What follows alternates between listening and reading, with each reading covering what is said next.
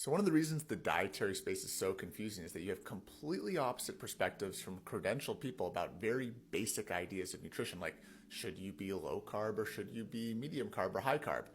And the truth of the matter is that these people who are really credentialed, they're coherent, they write books, they go on podcasts, they're talking about a diet that most recently benefited them. It balanced out their biochemistry, and they believe that that should be prescribed to most people. There's a perspective from mineral balancing, which I think has pretty good applications to most real-world situations, and it's around oxidation rate. So oxidation is the rate at which you convert food into energy. And there's only two categories. There's the slow oxidizers and the fast oxidizers. The slow oxidizers are going to be characterized by a low calcium to phosphorus ratio, which can be seen on a hair tissue mineral analysis test. And this is about 70 to 80% of the population. Since there's so much stress in our modern world, most people are slow oxidizers even at a younger age, right? So they tend towards hypothyroid. They tend towards hypoadrenal. They need to rely on stimulants. They're a little bit more sluggish, a little bit spacier thinkers, tend to put on weight in their natural state. And so for these people, we want to raise the metabolism. We want to raise the oxidation rate. How do we do that?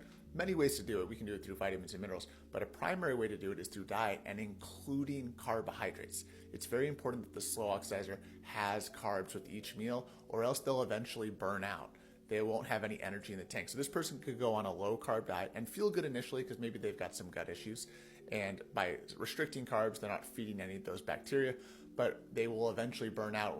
And when they reintroduce carbs into their diet, they'll experience more inflammation and more weight gain because their metabolic rate has slowed even further due to the restriction of carbs.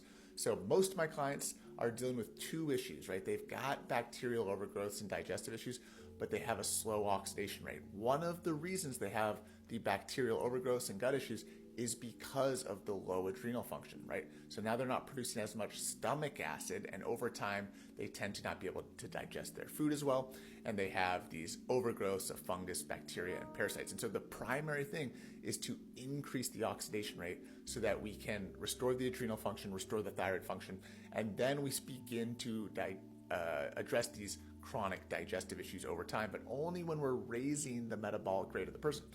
Then we get the 20% or so of people who are the fast oxidizers. These people tend to be pretty type A, quite productive, usually have a lot of energy. If anything, they wish they were more relaxed, so they tend to be a little bit more sleepless. They tend to be more irritable, anxious, and they're converting food into energy, specifically carbohydrates into energy, too quickly in a sense. And so they can have blood sugar crashes if they're having things like grains or refined carbs. And so they tend not to do well on a high carb diet. And this is the type of person who might go on a keto or a carnivore diet and feel really well because the high fat diet gives them more sustained energy and it sort of balances out their brain chemistry.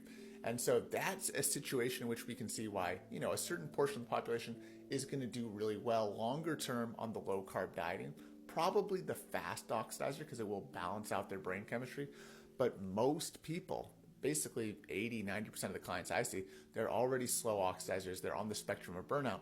And so they need carbohydrates regularly throughout the day to nurture their adrenal glands, their thyroid, to help lower cortisol, and to basically give them more fuel, give them more energy. So if you're looking for a test that looks at adrenal function, thyroid function, overall metabolic rate, and you're looking for a plan to balance that out, contact me in the link in my bio and we can run you a hair tissue mineral analysis test and go over even more things than just minerals, vitamins, nutritional recommendations. We can look at your gut health, your overall energy, and put together a plan for you to help you remineralize, detoxify, lower that inflammation, and increase the energy over time.